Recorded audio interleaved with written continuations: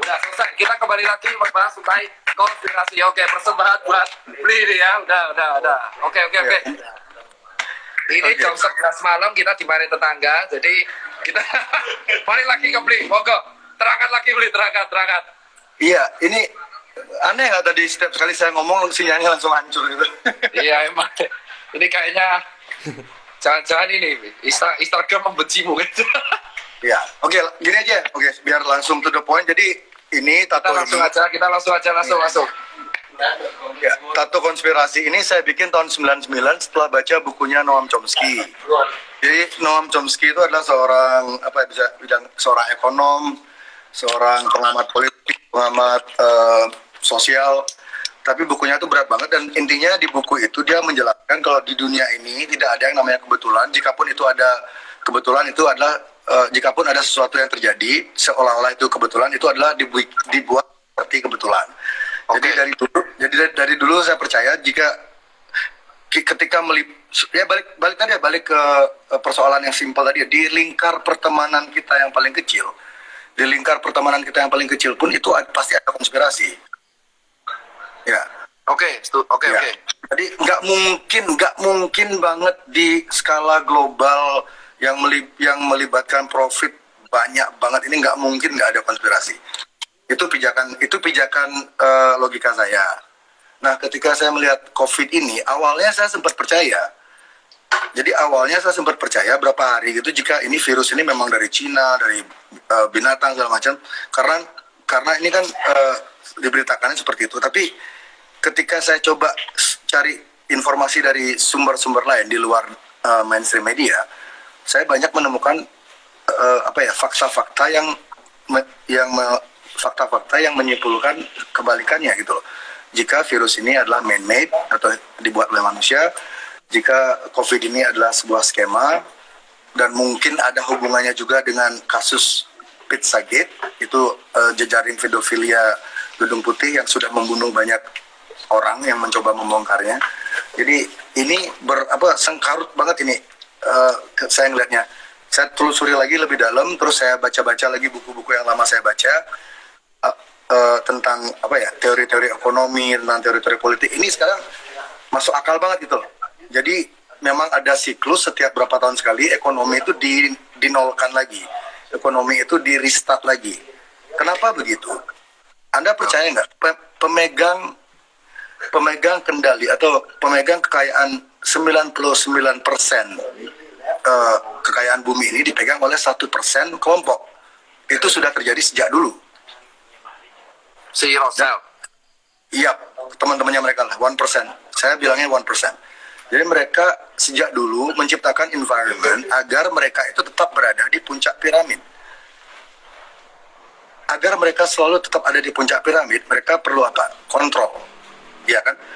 Bayangin aja, jika mereka lengah misalnya, 1% ini lengah, mereka tidak mengontrol yang 99 ini, lama-lamanya 99-nya akan naik dan memakan mereka, dan mereka akan nggak jadi 1% lagi. Itu mereka tidak inginkan. Makanya ketika mereka melihat ada kan mereka punya tuh parameter politik, mereka udah punya banyak, ada think tank-nya tuh udah gede banget. Jadi ketika think tank-nya menyarankan kekuatan peta politik dunia seperti ini, peta ekonomi dunia seperti ini, jika kalian tidak melakukan ini dalam beberapa tahun, kalian akan turun dari puncak piramid, orang lainnya akan naik. Itu tidak diinginkan, karena sejak awalnya adanya peradaban ini, sejak awal adanya ilmu hukum moneter, teori moneter perbankan, itu mereka yang menentukan semuanya. Kenapa jadi, harga? Kalau beli C berarti, tapi secara umum percaya nggak sih kalau COVID itu ada? Percaya. Berarti COVID ada. Percaya. Terus COVID ini berarti menurut beli C berarti man-made ya? Menurut saya man-made. Dari laki-laki beli.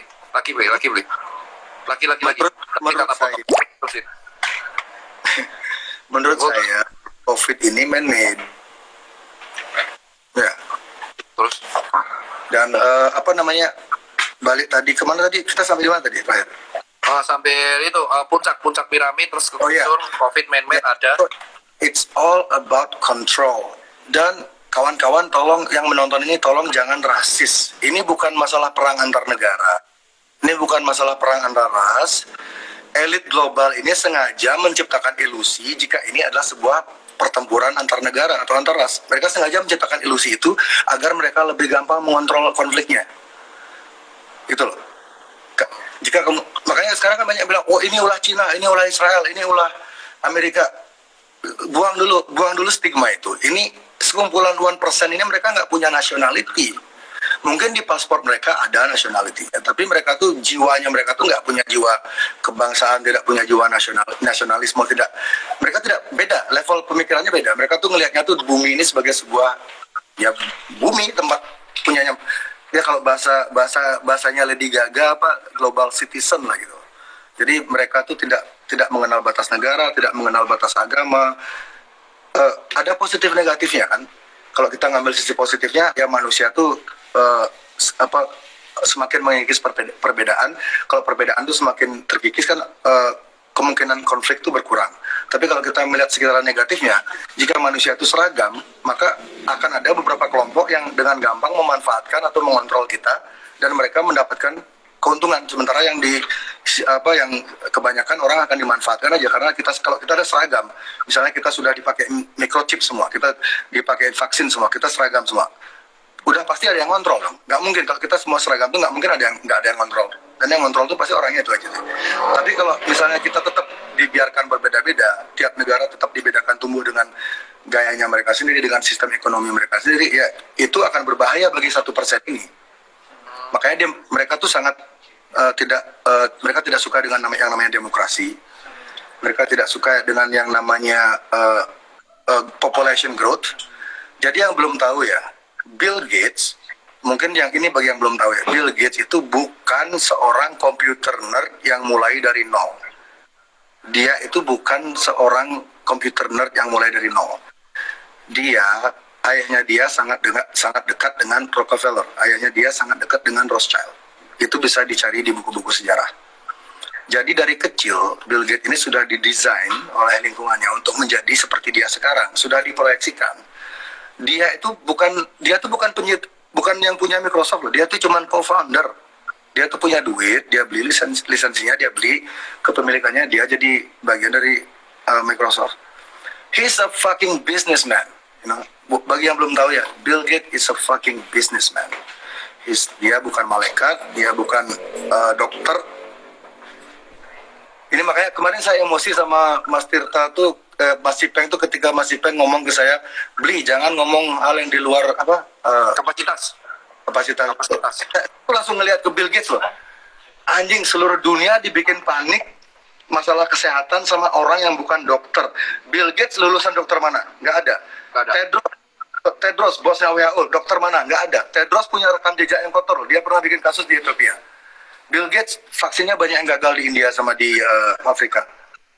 Kenapa kita dikontrol sama dua orang yang bukan dokter? Dan semua dokter dengerin dia. Kita udah gila apa gimana? Dokter yang sebenarnya tuh nurut sama orang yang punya duit, yang kebetulan bisa membiayai riset. Jika Anda, saya tanya pertanyaan psikologi ya ke orang-orang ya. Jika Anda percaya nggak kalau orang psikopat itu ada, percaya nggak, Pak Mas Cipen? Pak, gimana? Psikopat itu ada nggak dalam kehidupan Orang psikopat. Orang psikopat. Ya. Kalau di dalam tanah orang, maksudnya di kelainan jiwa sih mayor mental ada, gangguan mayor mental. Oke. Orang serial killer termasuk psikopat atau Dia jujur, kalau orang serial killer jujur aja kalau dia mati dia memiliki hampir semua sih ada kelainan mayor mental, mereka kelainan mayor mental gitu. Ada yang juga disebut schizophrenia, ada yang bilang bipolar, ada yang bilang maniak gitu. Iya, betul. Psikotik. Jadi orang-orang dengan masalah kejiwaan kayak gitu ada di sekitar kita dong berarti. Ya, emang. Ya. Bayangkan sekarang, serial killer aja ada. Orang pemakan kanibal aja ada. Kenapa milioner atau triliuner yang punya duit banyak banget, dari mana kita tahu mereka tuh nggak punya sifat-sifat kayak gitu? Itu. Apa jaminannya orang-orang itu memang benar-benar lurus sementara rekam jejaknya sudah banyak menunjukkan keganjilan? Kalau kamu mau, dan yang membuat nama mereka selalu bersih adalah balik lagi ke musuh bersama kita tadi, mainstream media. Mainstream media selalu melindungi image orang-orang ini. Kalau kamu ketik di search engine ya, di Google dimanapun, kamu coba cari dirt-nya, you try to dig cari kasus-kasus lama mereka tuh, susahnya minta ampun mas, susah banget. Karena sudah ditutup oleh ribuan berita bagus tentang mereka. Contoh. Ini kita balik ke konteks ini ya, konteks ke kasus COVID ini ya. Hidrokloroquine itu contoh. Ketika beberapa dokter ini awal April, beberapa dokter di Eropa, Amerika, India menemukan mereka berhasil menyembuhkan pasien COVID dengan hidrokloroquine dicampur dengan zinc. Zinc itu apa mas? Vitamin C ya? Zinc itu jenis vitamin multivitamin sih, bukan ya suplemen lah. Zinc, Zn itu kayak ion sih, Zn. Mineral. Jadi bukan cuma satu dokter, banyak dokter yang berhasil menyembuhkan pasien dengan itu.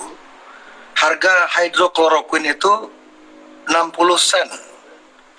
10 sen. Harga hidrokloroquine itu per butirnya 10 sen, itu 1.600 rupiah. Yang megang paten obat itu bukan dari lingkaran 1%, bukan dari teman-temannya Gates, bukan dari Rockefeller, bukan dari Rothschild, bukan dari Soros, orang lain. Ini menurut saya hidrokloroquine ini di luar perkiraan mereka. Mereka mikirnya tuh nggak akan ada yang bisa nemuin, ternyata ini ada. Dan hidrokloroquine kan dicoba dipopulerkan oleh Donald Trump juga, Pak Jokowi juga, beberapa presiden negara mencoba memberi solusi ke masyarakat. Coba ini obatnya, ini ada yang sembuh, monggo dicoba. Apa yang terjadi? Seminggu setelah itu CNN, New York Times, Washington Post, Vice Magazine, semualah itu, hampir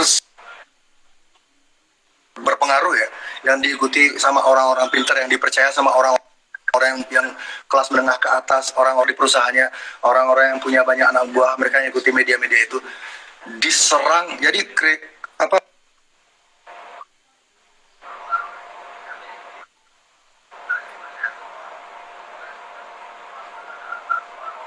Buset, bentar, gak ada suaranya lagi ketika dia bahas CNN. Ada suaranya nggak? Ini aku bandingin bentar. Ada suaranya nggak? Nggak ada. Gila, Gila. Ini kebetulan apa cocok logi ya? Tiap kali beli, Ini bener-bener di suaraku doang kan yang ada. Tiap kali beli jerek ngomong media mainstream pasti hilang. Bentar, hilang. Aduh. Wah gila sih, itu antara kebetulan. Ini lagi dengerin ya, kalau aku tipenya pendengar ya, jadi dengerin dulu apa yang diceritain baru aku bisa bertanya dan membantah. Tapi tiap kali beli jerek itu ngomong soal mainstream media tadi saksi ya, semua yang lihat ya. Pas ngomong itu ya media tadi langsung hilang coy. Hilang suaranya. Gila, coba. Sumpah cok. Gokil. Tapi mumpung lagi ini di live, aku mengucapkan terima kasih ya. Kita nunggu lagi jerek. Gila. Ini lucu sih ini. Lucu antara, ini bukan settingan ya. Soalnya bener-bener suaranya hilang. Ini loading dulu kan. Ini padahal di live ku loh, yang sinyalnya kuat banget loh nih.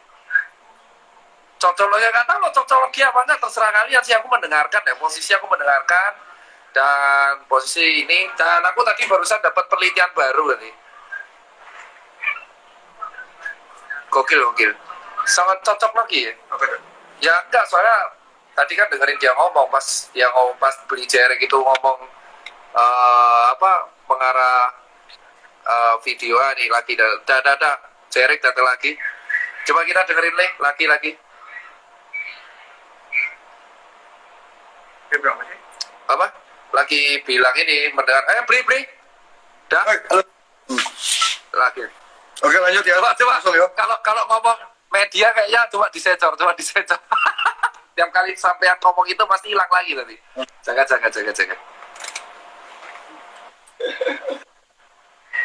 Gila. Oke, Mas, kita udah bikin surat wasiat, Mas. Sumpah. Coba. Kita lihat. Oke, udah normal nih. Udah Apa normal. kita tadi sampai yang media, sampai media. Ini aku matiin komennya aja. Enggak, ini kurang ini. Oke, ya itu ide yang bagus sih. Mungkin komennya mungkin mereka Coba Mungkin mereka kita masuknya lewat- MSM aja lah. Kita coba nggak sebut nama. komen mungkin. Nanti komennya, Mas.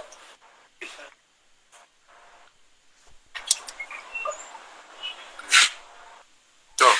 Udah tak bilang algoritma itu Tuhan. Oke, coba. Lah.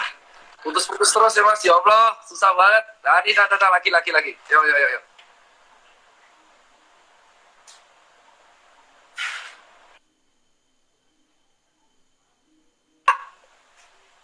Aduh, gila banget, bangsat. Closing statement nih. Ini kalau closing statement kocak banget nih. Ya Allah. Aduh.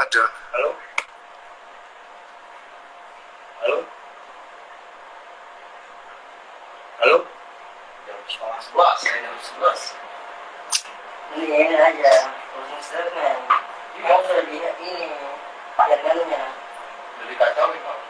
Sampai dengan Ya kalau aku nggak apa-apa Pak. Si Jering yang dua-duanya disilang dulu bos. iyalah. Aduh, sakit banget ini lengan yang bagian sini.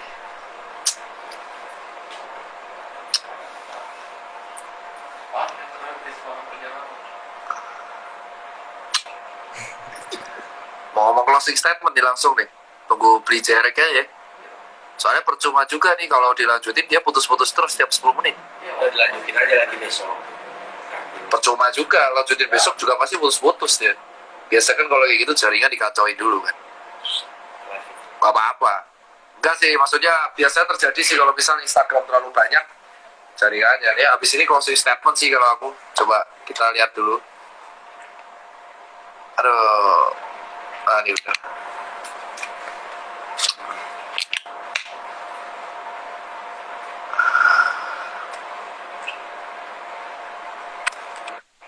Oh, udah.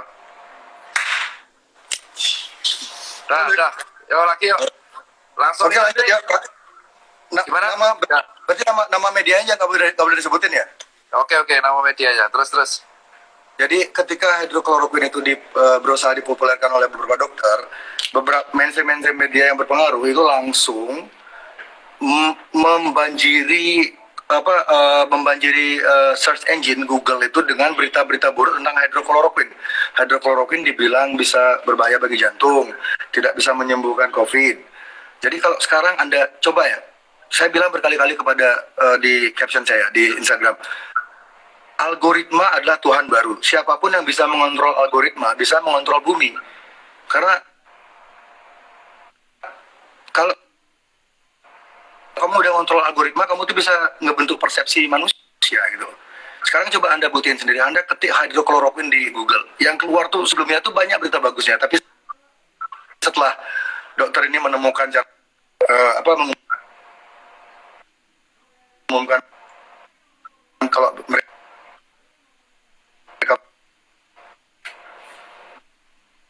berhasil menyembuhkan, bisa membuat pandemi ini berakhir lebih cepat. Oke. Masih lanjut. Jeda dulu. Jangan ngomong dulu, Bentar. Masih putus. Oke, lanjut. Dah. Gila, kata suara lagi, bangga. Udah harus closing statement ya. Udahlah. Beli ini. Gak ada denger terus ya.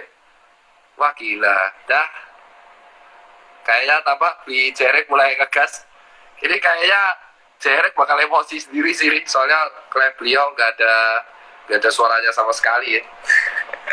Tapi penonton udah turun 77.000. Ini udah lumayan gila kayak gini aja 77.000 dalam kondisi tengah malam. Pakai beda IG susah banget Pak. Ini udah pakai IG ku, kalau pakai IG dia tambah parah soalnya. Iya. Soalnya hostnya dia udah pasti putus-putus lagi. Gokil. Coba kita tunggu lagi lah sekalian terakhir lah. Coba nih aku close dulu dah. Close dulu.